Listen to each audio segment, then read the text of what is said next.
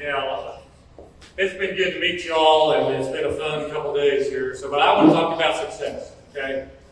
And it's always interesting. It reminds me of the story of the guy who's going to take over the company, and man, the CEO had been there for decades, and he's going in to try to figure out how we're going to fill this guy's shoes. And he goes in to talk to him. He says, "Man, I just don't know. I feel so inadequate. I don't know how I'm going to fill your shoes.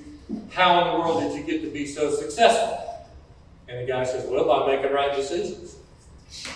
He says, "Well, really?" He said, I admire that, but how did you learn how to make right decisions?" And he said, "By making wrong decisions." How many of us would relate that you make wrong decisions and learn how to make right ones? And they say success is just a decision. If that's true, then so let's talk about the 3 C's of success. Okay?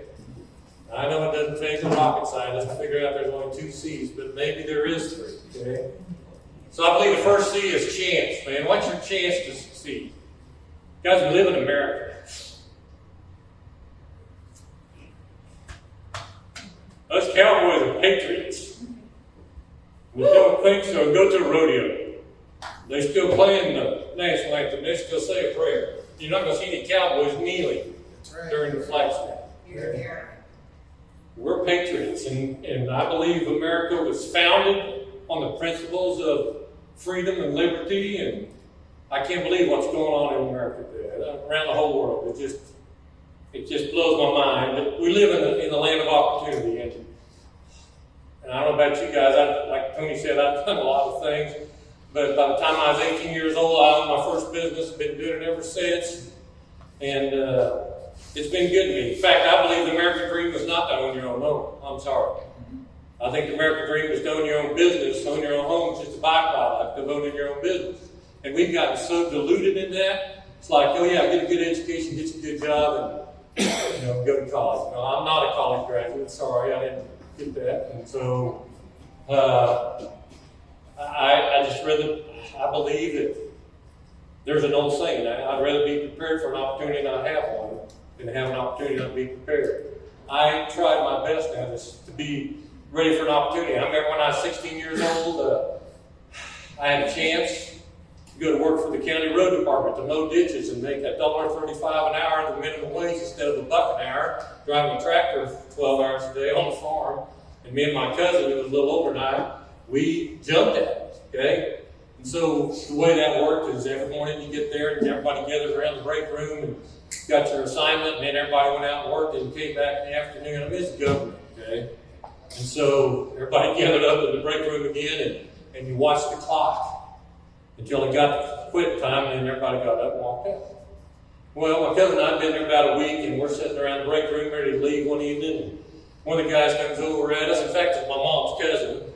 And he sat there and he shook his finger at my cousin and I said, "Now you boys just will slow down because it all pays the same." I'm 16 years old. I thought, what? First time I ever heard that. How many of you ever heard that? Man, I just kind of wilted. It's like, what do you mean it all pays the same? Don't talk to me about minimum wage. Talk to me about maximum potential. Yeah. Don't try to tell me what the job's worth, what I'm worth by the job. Tell me what I can do, not what I can't do. Okay? That's what drew me to this. I've done a lot of things, but this is about the best gig I've ever done. This is fun.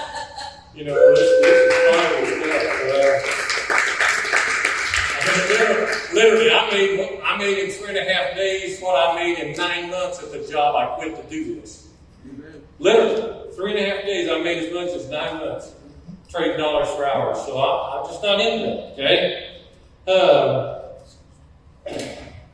I've learned that if there's a basement, minimum wage, there's probably a ceiling, okay? Don't tell me what the ceiling is, man. I want something with potential in it. So I wanted a chance to succeed, okay? The second C then is choice. You still got to choose. You got to choose if you're going to succeed. You gotta. Life is a journey. We all know that. And every day we make hundreds of thousands of choices every day, every hour, every minute. And I'll be the first to admit I've made some bad choices, and I've made some good choices. But, you know, hopefully you mature. As you get more mature, you make better choices, and we're doing that. But, you know, I choose to have the attitude of gratitude. Man, I am so thankful. Okay? And I don't wish this on nobody, and some of you probably experienced. Chris and I both lost spouses 5 years ago. Okay? Mine was a 9-year journey with cancer. Hers was not quite that, but still, it's like when you lose a spouse, and I know people have lost children a whole bit, and my heart's out to you. But it ain't nothing like losing a spouse. We was together 42 years. We were best friends, whatever. Chris was the same way. And I'll admit, I wandered for about 3 years trying to figure out what I was going to do. And I made some poor choices and made some good choices, but God brought us together. Whew, man, life is good. You know, and you've all met Crystal, so it's like life is good, okay? But, you know, it's interesting how coming out of the rodeo business and the cow business, you know, cows didn't really care if you wore a tie to work. Okay? They didn't really care. I mean, I grew up where they said, you know, you could retire if you up to, but someday you're probably going to have to because I think you're supposed to. I mean, that's where I grew up, you know. Fixing to, you know. I mean, that was just, it was our culture. And then you know, things happened, you know, I learned early on, somebody said, well, experience is the best teacher. Well, that's not true. Experience is the slowest teacher. Somebody else has experienced the best teacher. Man, and these Tuesday calls that we have and this kind of stuff, Gleaning stuff, you know, and yeah, we've done some neat stuff here lately, but I still pick up nuggets from all you guys. One of us is never as good as all of us. Okay? All of us is better than any one of us. And when we get together as a team, and what team we have here, and so, you know, my theory is make a friend and make a second. You know, I like what Jared said. I'm not out there selling nothing. I'm out there sharing something. Okay? I'm sharing an idea that I believe is the best one. I've owned business all my life. My son and I have 15 Alltel Verizon stores. I mean, remember Alltel? Okay. Oh man, we made a lot of money with Alltel. It's privately owned. Verizon bought us in 2008. The first day they took it over, they took 25% of our profit margins off in one day. The difference between a privately owned company and a publicly owned company. Okay. 2008, 9, 10. Remember the iPhone coming in? And they was telling us all, everything's going to data, going to data. And we tried to sell the iPhone. Apple, the guys, I'm telling you, is the only one that makes any money. They told us what we buy it for, what we sell it for, how you advertise it. I have no love for Apple. I'm sorry, I still won't carry it on. Just because mine is a Walmart phone or something. But I'm sorry, I just have no love for them. I seen what they did. In fact, I'm so glad we sold in 2012. They had to bankrupt us in this COVID thing. So, you know, I believe that it is all the numbers game. If you want the numbers to work, you got to work the numbers. And all of us should know that and work that. I use lots of sports analogies because I grew up in sports. You know, I try to create a home field advantage. You know, play offense, not defense. Be positive. Have that attitude of gratitude. Make the right choices. You know, they say repetition is the mother of learning, the father of action. That makes it the architect of accomplishment. Okay? Repetition. Now, I'm just going to tell you. Hopefully, you can all hear me. I ain't been on a horse in 3 years. Okay? I haven't competed for 10 years. Okay? But when I was in high school, in grade school, we'd sit out by the yard light by the hour and rode the sawhorse and the dummy, tie a calf to a post and tie his calf. Okay? So if I start running, you're going to get me, right? I could get you. Let me get that on video. Here's the thing. We did it for a living. I grew up on a horse, my dad was a cowboy. I just thought it's in my genes to be a cowboy. You spell it with a J or a G, I didn't matter. Anyway, it's what we did, okay? And you do it enough, hour after hour after hour after hour. And you get where You know, you learn to do it 10 times in a row. That's a big deal. This is Buford, by the way. Buford, my dummy. Okay? But just like in any business, you have different tools and you have different situations when you best learn how to be flexible, you best learn how to do more, because when I went with our dad, sometimes you get ahead and sometimes you get ahead. Okay? So if you have to be up the hillside, you got to be able to rope the feet too. Okay?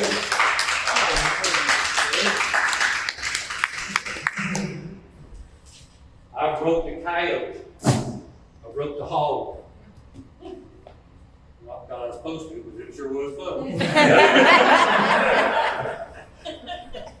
If you can rope it, I can probably rope it. It's been a long time before we did it, okay? It's just like this. How many times are you going to learn this? The best thing about COVID was, I got to practice a lot. Okay? It's like, hey, I'm Stan Fisher. Good to meet you. Man, are you the owner? Good. Okay. Hey, I'm doing a community project with Cuba's down the street here. You're probably familiar with them. We're going to replace all 13 of their tables. Okay. And we're partnering up with local business to promote local business. Man, we're not doing the big box stores. This is all about local doing local. Okay. Man, as any advertiser knows, any businessman knows, advertising got so diluted through the years. Wouldn't you agree? Yeah. This is not an 8-second billboard. It's not a 15, 30-second TV radio spot. People can't turn the page. They can't bypass the ads. Can't surf the channels. Okay. We got their attention for 30, 45 minutes. Pretty hard to eat and not look down at it. Okay. Hey, we got 3 different sizes, 3 different pricing. Which one of these spots might look best to you? Because their tables are actually going to look just like this. This is the spots I got left. Okay? Which one looks best to you? That's my presentation. Time. It's like it ain't a big deal. Okay? And I don't get a paralysis of analysis. Okay? If they catch it, we're done. If they don't catch it, we're done. You know? And so, I'm just telling you, I sold 30 ads in 4 days, sold 30 ads in 5 days, sold 28 ads in 3.5 days. Boom, boom, boom, boom, boom. And so a week ago today, I sold 8. All 6x6s were gone. I sold one 6x4 and one 4x4 a week ago today in a new area that we've at. Okay? All of them wanted 66 because when I pull out the price sheet, that's all I show them. You know, people think in pictures. Okay, so our best bang for our buck is a 6x6. You're on the table, all 13 tables, and it's only $21.48. One time, one and done. Okay. It's like, I know I advertise. We were in business.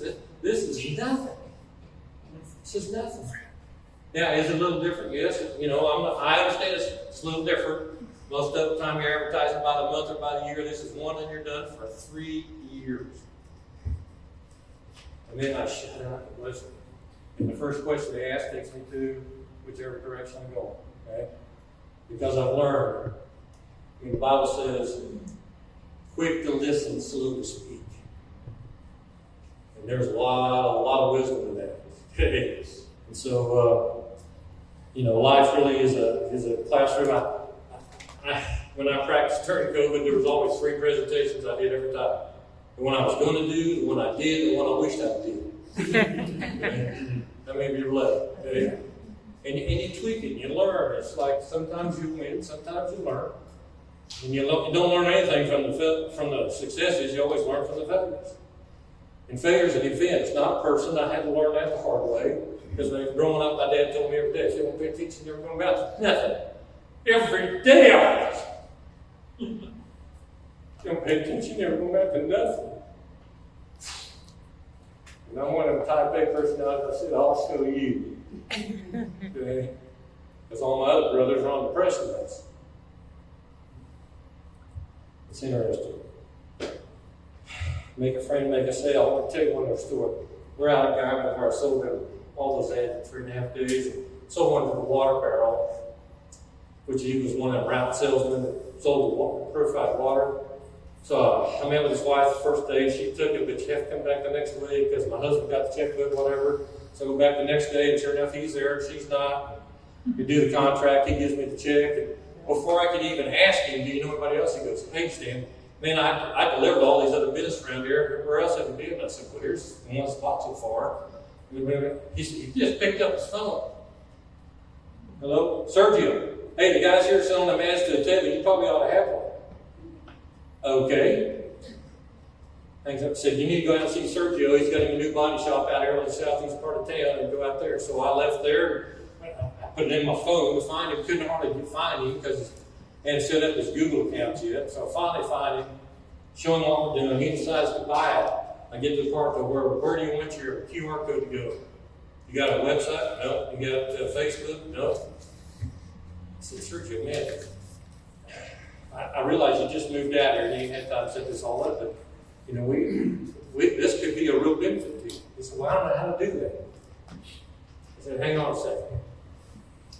I picked up my phone, called Crystal, because she knows how to do that. I said, Crystal, I'm out here with Sergio. He's going to buy an ad. He don't know how to have his Google. He don't know how to do that. Would you want to come out here and help him set that up? She said, sure. So I go back to the hotel. I told Sergio, I said, if we could help you set that up, would you be interested? Well, yeah, what's that going to cost? I said, nothing. It's part of the deal. We want to help you get your business going. So Krista goes out there for 30 minutes, and I went and sold another ad, went back and picked her up. So here's my question. Is that Sergio likes us? Think he's going to tell anybody? Yeah. Man, I wish I had people like that helping me when we were trying to set up businesses. I believe that you get what you give. And, you know, choices, making good choices is always easier said than done, which, by the way, make sure that when all is said and done, more is done than said. Let me say that one more time. Make sure that when all is said and done, make sure more is done than said. It's interesting how talk is just cheap. That was an old cowboy. Talk's cheap, yeah.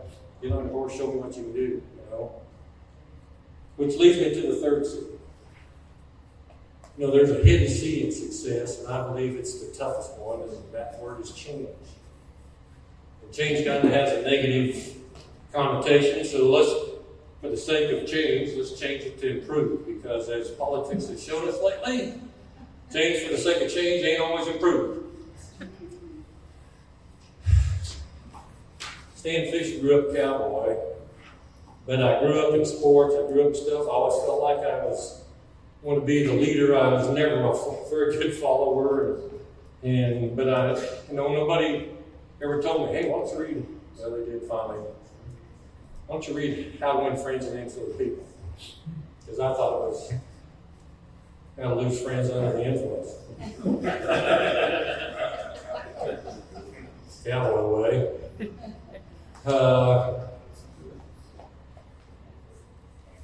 You know, change is interesting. It always reminds me of the story of the two guys that worked out at the factory. Of course, out west, they worked at the packing house.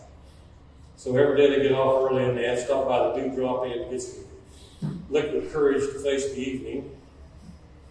And they sat there and visit, and get a little bit of that liquid courage, and then they'd go home. And the next morning at work, they'd talk about it. Okay?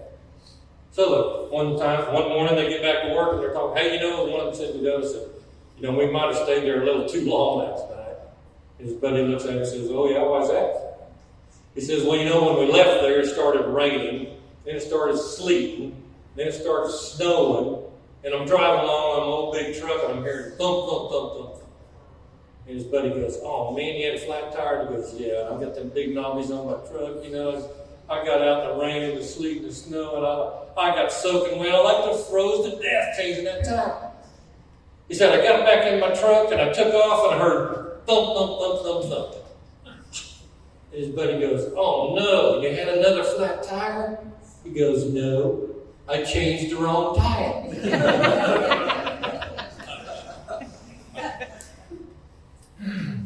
I mean, you can relate to that. I know for myself, there's a lot of times I knew something needed to change, and lo and behold, I changed the wrong thing.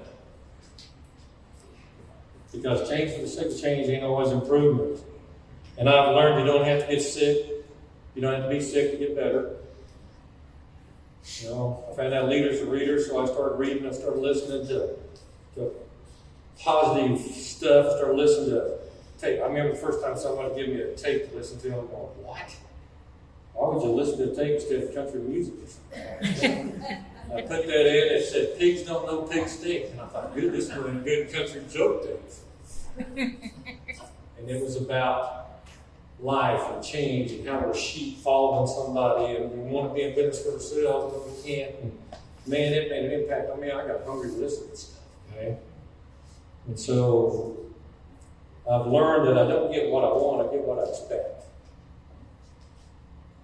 And I only get what I expect when I set good goals. Because what I expect is determined by my goals. My goals are determined by my activity level, which determines my results. If you want to have good results, you got to have good activity level, you got to have good goals, you got to have good expectations. So I've changed, I've improved on that, okay? And I understand the numbers. I keep that attitude, your attitude. I'll be very careful how I talk to myself, okay? I heard a story years ago about a guy who had done a study on the American Indians, and he was studying the language. And he found out through studying it deep and long that in the Indian language, there was never a word that meant stutter. Guess what? He went deeper and longer and he found out he could never find that Indian who stuttered. Tell me the mind is not a powerful tool. Tell me that we're not programmed to think one way or another sometimes. Tell me we're not programmed into different actions and activities and behaviors. Okay? Crystal will tell you, I never use the word T-I-R-E-D. I will not use that word because I believe it's a negative program. Yeah, I get sleepy. Okay, but I drive a lot of miles like you guys do, and I can't afford to be T-I-R-E-D. Okay? Because I'll tell myself, I'm excited. I'm excited. I remember when I met Crystal, I was excited. And every one of you guys knows exactly what I'm talking about. If we could just bottle up testosterone, man, we could end all that T-I-R-E-D. Okay? Some of you ladies know what I'm talking about. Anyway, okay? It's a powerful thing. You know, because if you're not excited about something, excited about nothing, guess what happens? Nothing. What are you excited about? Okay? Yeah, you're just excited about something. Okay? And be careful how you talk to yourself. Okay? It's one thing I know, and I try hard to control the controllables now, and I stay away from drama and crisis as much as I can. Right? And victims, a victim mentality. My mom is a victim of food, man. Anyway, it's my knowledge now that people don't know what they don't know. Because if they knew they'd have it, since they don't have it, they must not know, because knowing not to have is not to know. You know what's worse than people who don't know what they don't know? People who don't care what they don't know. I mean, how many times have you ever heard somebody say, well, I don't know, and I don't care? Apathy is running wild. But you know what's worse than people who don't know what they don't know, and people who don't care what they don't know? It seems that those that know the least know it the loudest. They always told me if you're going to tell a story, make a point. If you're going to make a point, tell a story. So what's the point of the story? Be careful who you listen to. And who's the person you listen to more than anybody every day? Man, you got to watch yourself talk. I was blessed to meet Dr. Rome, who does the personality stuff. Outside the Bible, and what I've learned about the Word of God, it's been the most powerful thing I've ever learned in my life. The 4 personality styles and doing all that. I actually flew to Atlanta, got trained because we used all that in our personality, in our cell phone stores, because we want to make sure we put the right person in the right spot. And it was amazing how you could encourage people the right way or the wrong way. How you could discipline people in the right way or the wrong way. How you could train them, work them, expect from them, based on their personality style. Right? And I've learned that. And it's not a weapon, it's a tool. Okay? It's a great. Okay? So I want to tell you about a story, okay, about a guy who grew up on a farm. And he was raised by one of them hardcore disciplinary dads who believed that negative motivation was the best, okay? And that your kids were your hired men, that's pretty much it. So we were that. And by the time I was 14, I was driving a tractor 12 hours a day for $1 an hour, working hard. And we was, of course, in the 4-H club. We had animals and doing chores and doing all that. I mean, he taught me how to work hard, okay? But I went to junior college, and then I went to K-State, was on the rodeo team, and the third year I was up there, he got sick. And because I'd worked with him the year before, they called me back home to run a range. So at 19, I was running a pretty big operation, had 3